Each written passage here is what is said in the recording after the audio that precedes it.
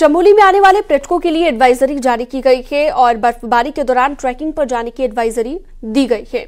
Trekking route पर जाने के लिए रजिस्ट्रेशन करवाना जरूरी होगा और बिना पंजीकरण जाने की किसी को अनुमति यहां पर नहीं रहेगी। वहीं पहाड़ों में कल से मौसम बदल सकता है। ऊंचाई वाली जगहों पर बर्फबारी की आशंका है और बारिश भी हो सकती है, लिहाजा पहाड़ों पर सैलानी रुक कर रहे हैं और उससे पहले ट्रैकिंग को लेकर एडवाइजरी जारी की गई है। तो कल से पहाड़ों पर मौसम बदलने की संभावना है। ऐसे में बर्फबारी का पूर्वानुमान जताया गया है। स्नोफॉल हो सकती है, तो ऐसे में ट्रैकिंग पर अगर कोई भी जाता है तो रजिस्ट्रेशन पहले जरूर कराए ताकि इमरजेंसी की सिचुएशन में उन्हें बचाया जा सके। बिना पंजीकरण कोई ना जाए ट्रैकिंग पर, यह एडवाइजरी दी गई है। तो क्रिसमस की धूम के बाद अब नए साल के जश्न के लिए पहाड़ तैयार हैं। पहाड़ों में मौसम सर्द है और अब बर्फबारी का इंतजार है।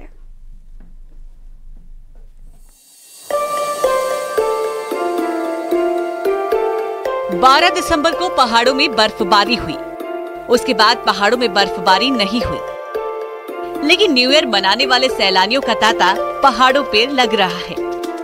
क्रिसमस में अच्छी खासी भीड़ हिल स्टेशनों पर देखी गई और अब उम्मीद है कि न्यू ईयर में भारी संख्या में सैलानी हिल स्टेशनों पर पहुंचेंगे, जिसकी बुकिंग भी हो रही है। गढ़वाल मंडल विकास निगम की 80% होटल की बुकिंग हो चुकी है। फर्स्ट न्यू ईयर भी वीकेंड पे है, तो पीछे कुछ दिनों तक तो 31 और 30 की इतनी बुकिंग नहीं दिख रही थी, लेकिन वर्तमान में हम देख रहे हैं कि 80% तक तो बुकिंग आ चुकी है और इंक्वायरी कंटिन्यू जारी है अभी पर्यटकों की। पहाड़ों में मौसम विभाग ने बर्फबारी का पुनर्अनुमान जारी किया है। ऐसे स्थानीय लोगों का भी कहना है कि बर्फबारी होते ही सैलानियों की संख्या पहाड़ों में बढ़ जाएगी और नए साल के जश्न मनाने के लिए पर्यटक औली पहुंचेंगे। हो सकता है अगर बारिश हो जाए या बर्फबारी हो जाए तो तब टूरिस्ट की बढ़ने की संभावना है। हाल फिलहाल में इतना ज्यादा टूरिस्ट है नहीं फिलहाल जो। नए साल के लिए पहाड़ तैयार है, बस अब केवल बर्फबारी का इंतजार है। नए वर्ष से पहले बर्फबारी हुई तो ये सैलानी के लिए किसी सौगात से कम नहीं। न्यूज़ 18 के लिए चमोली से नितिन सेमवाल की रिपोर्ट।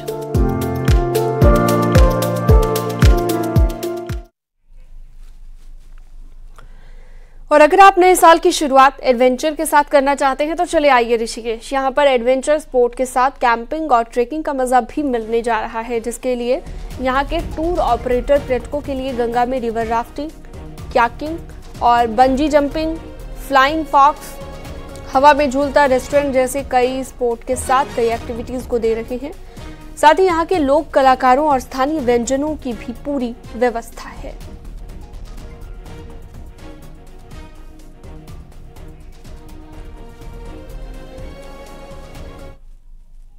वगैरह और राफ्टिंग 16 किलोमीटर की शिवपुरी से रामझूला तक दे रहे हैं। उसमें हमारा डीजे, बॉनफायर और रात में stay, veg non veg meals रहेगी और बाकी एक्टिविटीज़ कैंप की रहती हैं, जैसे ट्रैकिंग हो गई, वॉलीबॉल, बैडमिंटन, कुछ एक्टिविटीज़ वगैरह और भी रखेंगे, टग ऑफ वार वगैरह। नैनीताल की खूबसूरती जितनी दिन में है उससे कहीं ज्यादा रंगीन सरोवर नगरी इन दिनों रात में दिखाई दे रही है। क्रिसमस के बाद अब नैनीताल नए साल के जश्न के लिए तैयार है।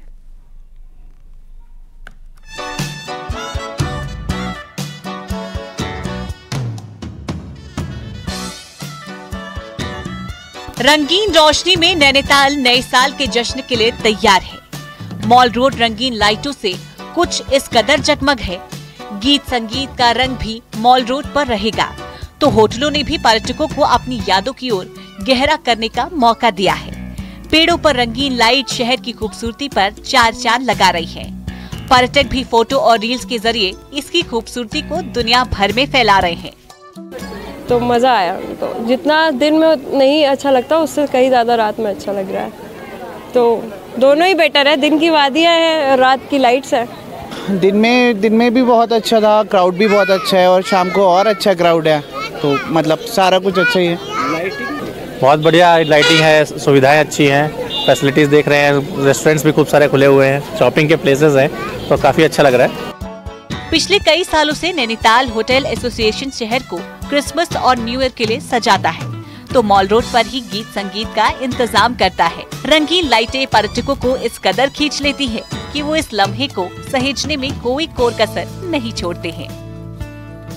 रंगीन लाइट की मस्ती और रील खूब ट्रेंड कर रही है, तो कारोबारी इससे बेहतर पर्यटन का मौका खोज रहे हैं।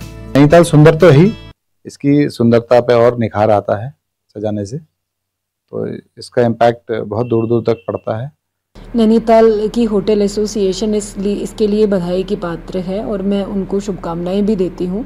उन्होंने समय समय पर अलग अलग फेस्टिवल्स में, अलग अलग ओकेजन्स पर वो इस तरह के प्रयास करते रहते हैं। अभी बहरहाल नैनीताल नए साल के जश्न के लिए तैयार है, तो ये रंगीन नज़ारे भी सैलानियों को खींच रहे हैं।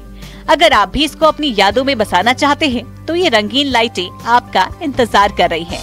न्यूज़ 18 के लिए नैनीताल से बीरेंद्र बिष्ट की रिपोर्ट। उत्तरकाशी जिला मुख्यालय के पास 2012 की आपदा में बहा तिलोथ पुल 11 साल बाद भी नहीं बन पाया है, जिससे स्थानीय लोगों में काफी आक्रोश है। स्थानीय लोगों को काफी परेशानी का सामना करना पड़ रहा है। वहीं पुल के काम की धीमी रफ्तार पर भी लोग सवाल उठा रहे हैं। तिलोथ पुल 12 से ज्यादा गांव को जोड़ता है। ऐसे में पुल नहीं बनने से आवाजाही में भारी दिक्कत आ रही है।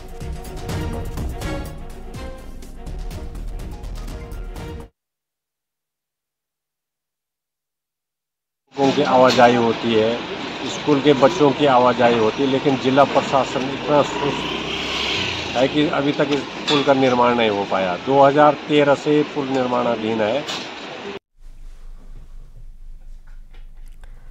सीएम पुष्कर सिंह धामी दिल्ली के दौरे पर हैं, जहां पर वो केंद्रीय नेतृत्व से भी मुलाकात कर सकते हैं। वहीं सीएम धामी आज दिल्ली में रामकथा भी सुनेंगे। इसके साथ ही आज ही उनका मथुरा जाने का भी कार्यक्रम है, जहां पर सीएम पुष्कर सिंह धामी मंदिरों के दर्शन और परिक्रमा करेंगे। गोवर्धन की सप्तकोसीय परिक्रमा सीएम पुष्कर धामी करेंगे और वात्सल्य ग्राम में षष्ठी पूर्ति महोत्सव होगा और इसमें भी सीएम धामी शिरकत करेंगे।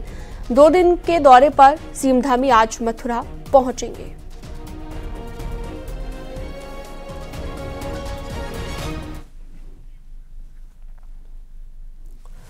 सख्त भू कानून और मूल निवास कानून को लेकर पहाड़ का माहौल गर्म है और अब तो जनवरी में कुमाऊं के हल्द्वानी में एक बड़ी जनसभा की तैयारी है। सर्द मौसम के बीच उत्तराखंड में मूल निवास कानून 1950 और सख्त भू कानून की मांग इन दिनों गर्म है।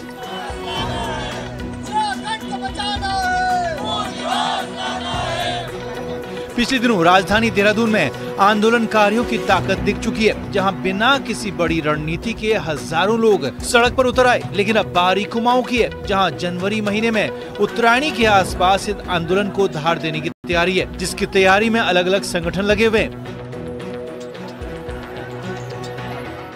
अभी आपने देखा होगा कि नौकरियां बेची गई और बाहरी राज्यों से युवाओं को लाकर उनको नौकरियां दी गई, तो हमारे युवाओं का जो हक है उसको मारा गया। तो इसलिए मूल निवास और भू कानून की मांग उठी है और युवाओं में आज जो बड़ा रोष है, तो इसलिए उत्तराखंड क्रांति दल इस मुहिम को आगे बढ़ाएगा। हल्द्वानी में भी एक रणनीति जल्द तैयार की जा रही है, उसको लेकर लगातार मीटिंगें हो रही है। जितने भी संगठन है हमारे पहाड़ से जुड़े हुए, हिमालय इससे जो उत्तराखंड बचाने की मुहिम चला रहे हैं, उन सभी संगठनों से बात चल रही है और इसको भी हजारों की संख्या में इसमें भी लोग आने वाले हैं। और जितने भी हमारे यहाँ पे लोक गायक हैं, सभी का आह्वान और सभी लोग इसमें रहेंगे। लेकिन इन दावों के बीच कुमाऊं में पिथौरागढ़ से लेकर उधम सिंह नगर तक कई सारे संगठनों को एक मंच पर लाना बड़ी चुनौती है। एक तरफ कांग्रेस, यूकेडी जैसे राजनीतिक दल हैं, तो दूसरी तरफ कई सारे सामाजिक संगठन। ऐसे में जनवरी महीने में होने वाली हल्द्वानी की रैली इन कानूनों का भविष्य भी काफी हद तक तय कर देगी। हल्द्वानी से न्यूज़ 18 के लिए शैलेंद्र नेगी की रिपोर्ट। स्वामी अविमुक्तेश्वरानंद के नेतृत्व में शीतकालीन यात्रा दल मां यमुना के शीतकालीन प्रवास के बाद जिला मुख्यालय उत्तरकाशी पहुंचा और यहां पर तीर्थ पुरोहित समेत विभिन्न संगठनों से जुड़े लोगों ने उनका भव्य स्वागत किया। संस्कृत महाविद्यालय में स्वामी अविमुक्तेश्वरानंद महाराज ने कहा कि 4 धामों की शीतकालीन पड़ाव बनाए ही इसलिए गए हैं कि शीतकालीन 4 धाम यात्रा हो। आज ये दल मुखबा गांव पहुंचेगा, जहां से शीतकालीन यात्रा का संदेश दिया जाएगा।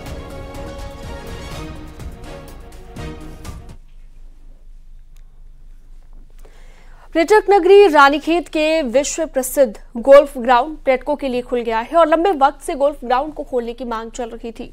पर्यटक गोल्फ ग्राउंड को बंद देखकर निराश होकर लौट रहे थे। टूरिस्ट सीजन को देखते हुए प्रशासन ने सभी विभागों के साथ बैठक कर गोल्फ ग्राउंड को खोला है।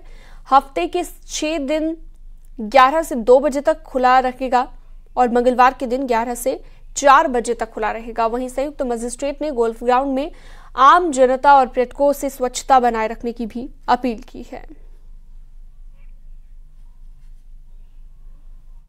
गोल्फ ग्राउंड को खोल दिया गया है, पर कुछ ही घंटों के लिए खोला गया है, तो वो 6 दिन के लिए 11 से 2 बजे के बीच में खुला रहेगा और सिर्फ मंगलवार के दिन 11 से 4 खुला रहेगा। कुछ शर्तें रखी हैं हमने उसको खोलने के लिए, क्योंकि गोल्फ ग्राउंड में गंदगी बहुत हो जाती है जब टूरिस्ट आते हैं ज्यादा और वो ध्यान नहीं रखते हैं। बागेश्वर में एक दुकानदार की दुकान के अंदर ही जलकर मौत हो गई। दुकान का सारा सामान जलकर राख होना था, लेकिन माना जा रहा है कि कुछ सामान सुरक्षित है। सिर्फ दुकानदार की जलकर मौत हुई है। पुलिस ने शव को कब्जे में ले लिया है। मामले को लेकर तफ्तीश की जा रही है। विकास भवन रोड पर यह दुकान थी जहां पर यह हादसा हुआ है। राजधानी देहरादून पुलिस को हथियारों के साथ वीडियोस बनाने वाली लड़की की तलाश है, जिसके लिए साइबर पुलिस लड़की की इंस्टाग्राम आईडी के आईपी एड्रेस को ट्रेस कर रही है, जिससे युवती तक पहुंचा जा सके। सोशल अकाउंट पर जमकर हथियारों का प्रदर्शन ये करती नजर आई। इसमें लड़की पार्किंग के पास ऑटोमेटिक शॉटगन दिखा रही है, तो दूसरे वीडियो में गाड़ी के बोनट पर बैठकर पिस्टल दिखाती हुई नजर आई। माना जा रहा है कि संबंधित गाड़ी का नंबर भी फर्जी है और पुलिस अब मामले की जांच में जुटी हुई है।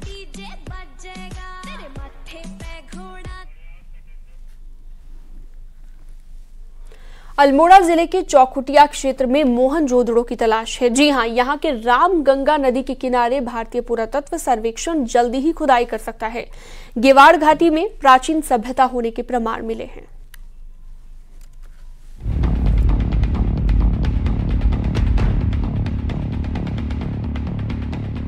उत्तराखंड की सबसे खूबसूरत घाटियों में से एक है अल्मोड़ा की गेवाड़ घाटी।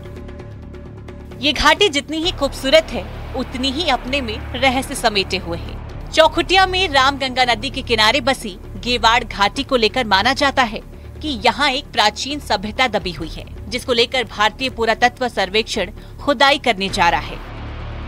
आर्कियोलॉजिस्टों का मानना है कि खुदाई को लेकर जो भी अभी तक सर्वे किए गए हैं, उनकी रिपोर्ट काफी उत्साहजनक है।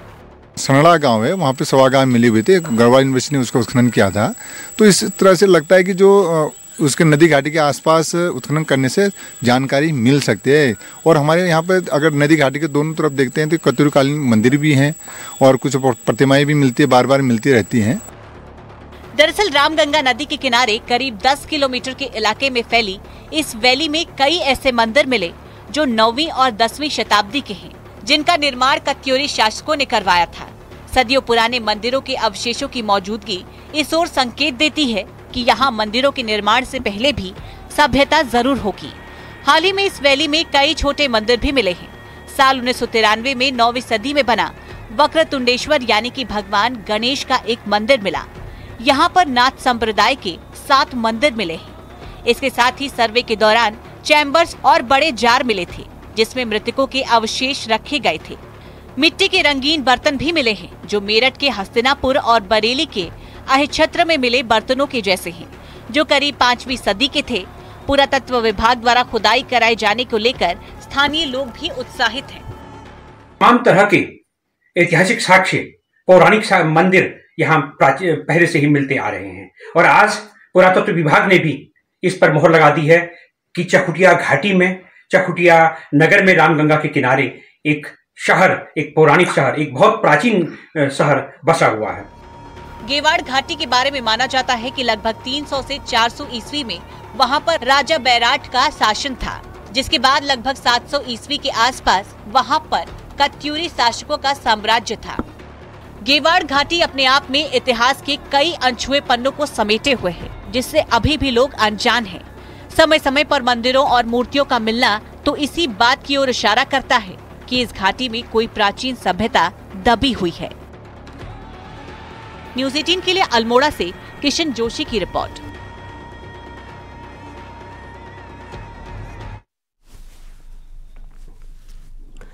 चमोली के आदि बद्री मंदिर प्रांगण में आयोजित पांडव नृत्य की प्रस्तुति ने सबका मन मोह लिया। समिति संस्कृति और लोक कला के जागरण और संवर्धन के अभियान पर निकली है। अभियान का शुभारंभ समिति ने आदि बद्री धाम से किया। मंदिर प्रांगण में इस दल ने ढोल दमाऊ के 36 तालों पर 16 कलाओं के पांडव नृत्य की आकर्षक प्रस्तुति दी है।